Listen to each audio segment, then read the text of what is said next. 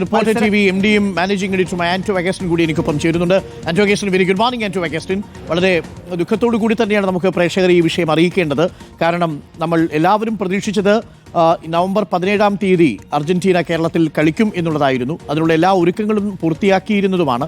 എന്നാൽ ചില സാങ്കേതികമായ കാരണങ്ങളുണ്ട്. അതിലേറ്റവും പ്രധാനപ്പെട്ടത് ഈ ഗ്രൗണ്ടിൻ്റെ പണി 100% പൂർത്തിയാക്കി ഫിഫ അനുമതി ലഭിച്ചതിനു ശേഷമേ ടീമിന് നമുക്ക് വരാൻ കഴിയൂ, അവരുടെ വിസ പ്രോസസ് അടക്കം സ്റ്റാർട്ട് ചെയ്യാൻ കഴിയൂ. ഇനി കുറഞ്ഞ കാലയളവിനുള്ളിൽ അത് സാധ്യമാക്കാത്തത് കൊണ്ടാണോ ഇപ്പോൾ അടുത്ത വിൻഡോയിലേക്ക് ഈ മത്സരം മാറ്റിവെച്ചിരിക്കുന്നത്? ആന്റോ അഗസ്റ്റിൻ.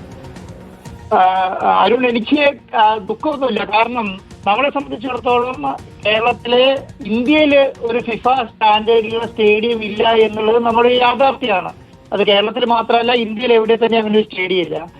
അതുപോലെ തന്നെ നമുക്ക് ആകെ നവംബർ 17-ാം തീയതി കളിക്കണമെങ്കിൽ ഏകദേശം ആ വിൻഡോ തുടങ്ങുന്നതിന് 20 ദിവസം മുൻപ് ഫിഫയുടെ പെർമിഷൻ എടുക്കേണ്ടത് നിർബന്ധമാണ്.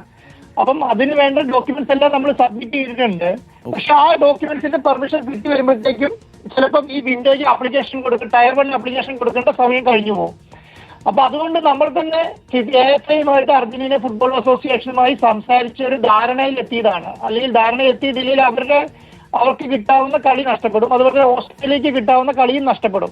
അപ്പൊ ഇവർ രണ്ടുപേരുമായി സംസാരിച്ച ഒരു ധാരണയിലെത്തിയത് എന്ന് പറയുന്നത് ഈ കളി എങ്ങനെ അടുത്ത വിൻഡോയിലേക്ക് മാറ്റാം എന്നുള്ളതാണ്. അപ്പൊ ആ അടുത്ത വിൻഡോയിലേക്ക് മാറ്റാനുള്ള കാര്യത്തിനകത്തൊരു തീരുമാനത്തിലാണ് നമ്മളിപ്പോൾ എത്തിയിട്ടുള്ളത്. അപ്പം അടുത്ത വിൻഡോയിലേക്ക് കളി, കാരണം ഇത് നമ്മുടെ രാജ്യത്ത് നടക്കുന്ന ഏറ്റവും വലിയൊരു ഇവന്റാണ്, ആദ്യമായിട്ട് നടക്കുന്ന ഒരു ഇവന്റാണ്. അപ്പൊ ആ ഇവന്റിലേക്ക് കളി മാറ്റുക എന്ന് പറയുന്നത് അത്ര ചെറിയ കാര്യമല്ല. അപ്പൊ ആ ഡേറ്റ് നമ്മൾ കൺഫേം ചെയ്യുക എന്നുള്ളത് AFI-യുമായി സംസാരിച്ച ധാരണ എത്തിയതിനു ശേഷമാണ് ഇപ്പൊ നമ്മൾ അടുത്ത വിൻഡോയിലേക്ക് കളി മാറ്റാമെന്ന് തീരുമാനിച്ചത്. ഇതിലൊരു പ്രധാന കാരണം സ്റ്റേഡിയം സജ്ജമല്ല എന്നുള്ളത് തന്നെയല്ലേ? കാരണം ഫിഫയുടെ അനുമതി കിട്ടിയാൽ മാത്രമേ അവിടെ പ്രത്യേകിച്ച് അർജന്റീന പോലുള്ള ടീമിന് കളിക്കാൻ കഴിയൂ.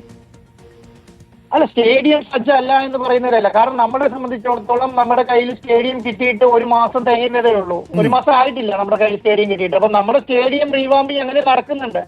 ആ സ്റ്റേഡിയം റീവാമ്പിങ് എന്ന് പറയുന്നത് ഇന്ത്യയിൽ തന്നെ ഒരു സ്റ്റേഡിയത്തെ പോലെ ഫിഫ റാങ്കിങ്ങുള്ള സ്റ്റേഡിയം ഇല്ല. അപ്പൊ ആ സ്റ്റേഡിയം നമ്മൾ റീവാമ്പ് ചെയ്യേണ്ടത് അത്യാവശ്യം തന്നെയാണ്.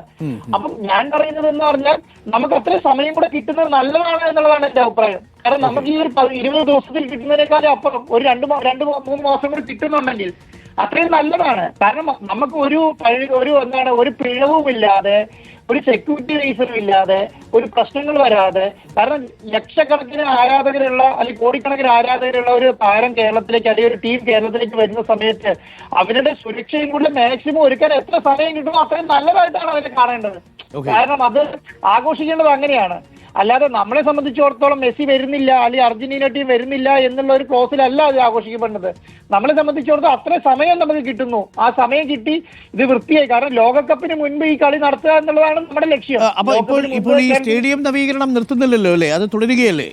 അല്ല, ഞാൻ പറയുന്നത് ഈ കളി വരാത്ത പ്രശ്നമോ അല്ലെങ്കിൽ അർജന്റീന ടീം വരാത്തതോ അല്ലെങ്കിൽ ഈ മാച്ച് നടത്താത്ത പ്രശ്നം, ഇന്റർനാഷണൽ ഫ്രണ്ട്ലി മാച്ചുകൾ നടത്തണമെങ്കിൽ കേരളത്തിൽ സ്റ്റേഡിയം നിർബന്ധമാണ്.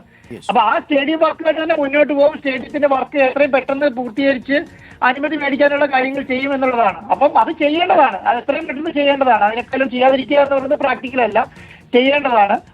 അതിന്റെ ഒരു സംവിധാനം വെച്ചിട്ട് നമ്മൾ അടുത്ത വിൻഡോയിലേക്ക് മാറ്റുന്നു എന്നുള്ളത് മാത്രം അതിനെ കണ്ടാൽ മതി. അല്ലാതെ അതിനൊരു നെഗറ്റീവായിട്ട് കാണുന്ന കാര്യം ഇല്ല എന്നുള്ളതാണ് എന്റെ അഭിപ്രായം. Okay, thank you. Shri Anto Augustine, MD and managing എഡിറ്ററാണ് ഈ വിഷയത്തിൽ ഇപ്പോൾ പ്രതികരിച്ചിരിക്കുന്നത്.